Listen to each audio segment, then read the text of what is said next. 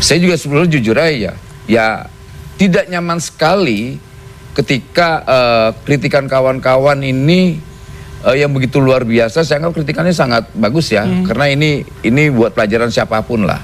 Kalau di era Pak Prabowo, satu wamen cuma satu jabatannya, selain jabatan wamennya dan jabatan komisaris. Sebelumnya ada wamen, ada pejabat dirjen yang 3 jabatan komisarisnya. Oke, menurut Anda? Bahkan wakil menteri itu menurut Undang-Undang 39 2008, wakil menteri bukanlah bagian kabinet. Wakil menteri hanya diisi oleh orang-orang yang profesional karir. Tapi oleh MK juga yang menyelamatkan nih. Boleh. Jadi MK ini jangan dipilih-pilih, yang enaknya diambil, dimakan. Oke, yang tidak enaknya kami dapat pandangan Anda. Bang Ferry, Bang Nel, tanggapan Anda sedikit. Ya, saya mau menanggapi apa lagi ya, karena apa yang disampaikan betul.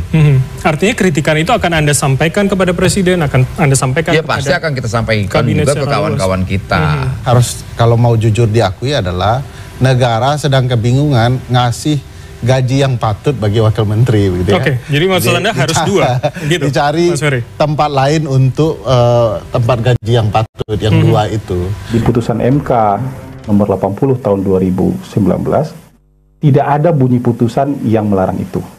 Itu clear. Di pertimbangan ada kata-kata yang seperti itu, tapi dalam putusan tidak ada. Jadi apa yang dilakukan hari ini tidak melanggar putusan MK, tidak menyelisihi putusan MK. Kalau ada yang menggugat, silakan.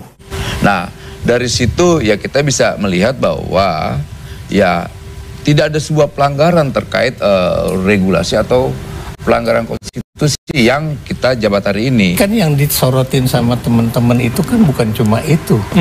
Yang disoroti teman-teman itu ya, Anda tahu ya, dikala banyak orang itu kena PHK, ini karena dia orang bidang tenaga kerja.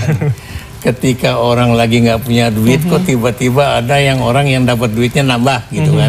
Itu yang dianggap is very unfair for us. Terus kemudian juga Anda tahu lah ya bagaimana kemudian banyak sekali persoalan-persoalan itu yang belum ditangani oleh pemerintah.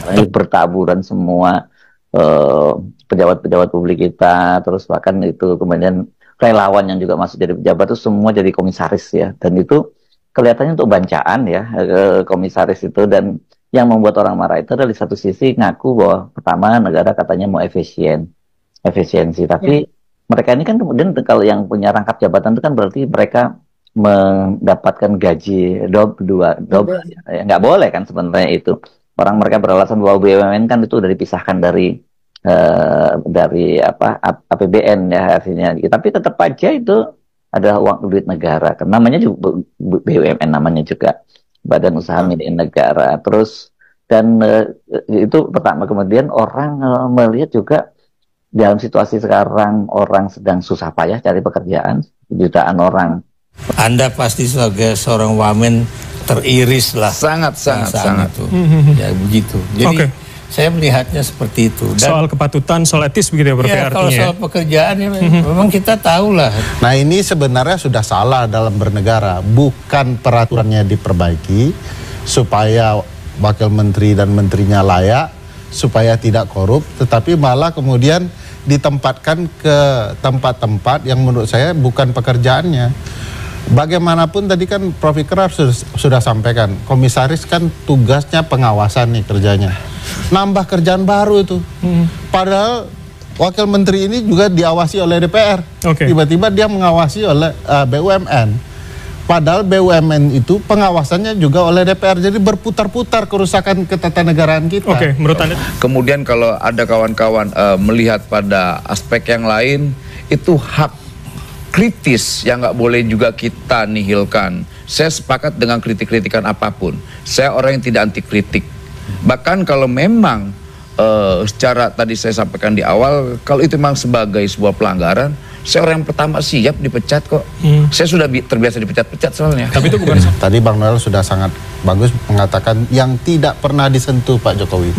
Kalau saya mengatakan yang pernah dirusak Pak Jokowi. Salah satunya adalah harusnya dengan cara mau mengawasi BUMN ini, kan penguatan KPK bisa dilakukan. KPK dulu Bang punya yang namanya GNPSDA, Gerakan Nasional Penyelamatan Sumber Daya Alam. Salah satunya ya isu tambang, ada BUMN di dalamnya. Itu yang dihilangkan oleh Presiden Jokowi. Kalau mau memberantas korupsi di BUMN, Gen PSDA itu diperkuat kembali. KPK-nya diutuhkan kembali seperti undang-undang hitohnya gitu ya. Sebelum 2019 ya. Yang dirusak oleh Pak Presiden Jokowi. Itu akan menghemat banyak hal.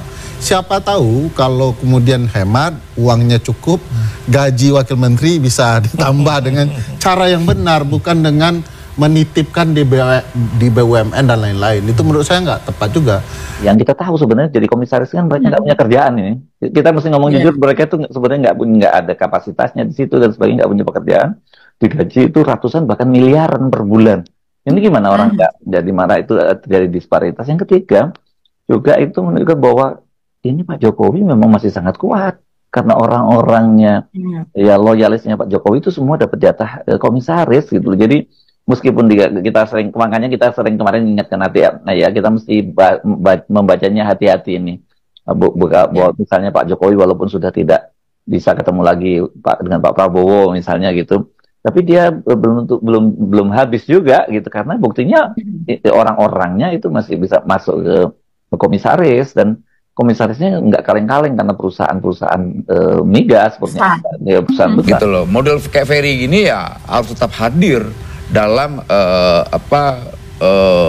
semrawutnya tata kelola yang hari ini sedang kita perbaiki ya. Pak Prabowo kan semangat untuk memperbaiki bangsa ini luar biasa lah. Dulu Ferry dan kawan-kawan termasuk kita lah, saya, bahwa kita melihat bahwa kekurangan Presiden Jokowi saat itu adalah soal penegakan hukum. Aminuddin Ma'ruf, Faisal Reza, sahabat Juri, ini wamen-wamen yang membuat saya agak terburuk. Karena dulu saya tuh nggak pernah peduli dompet saya ada uang atau nggak peduli. Karena bagi saya dompet ada isi atau nggak ada isi, yang penting ada kartu kredit kan gitu. Nah gara-gara wamen-wamen pada jadi komisaris, kita ngiler juga kan. Jadi mikir ini kira-kira bisa seperti mereka enggak, nasib ini kira-kira gitu. Kira-kira dapil masih aman apa enggak, kira-kira gitu. Wamen-wamen ini luar biasa. 30 wakil menteri ternyata rangkap jabatan jadi komisaris dan mereka berlindung di balik putusan MK 80. Tetapi abaikan putusan 79 yang sebenarnya melarang itu. Dalam sebuah diskusi akhirnya Noel akui bahwa di zaman Jokowi lebih parah. Bahkan satu orang bisa pengangguran banyak jabatan komisaris. Lagi-lagi ini soal etika. Di tengah sulitnya lapangan kerja dan kondisi ekonomi sekarang, mereka malah asik bagi-bagi jabatan.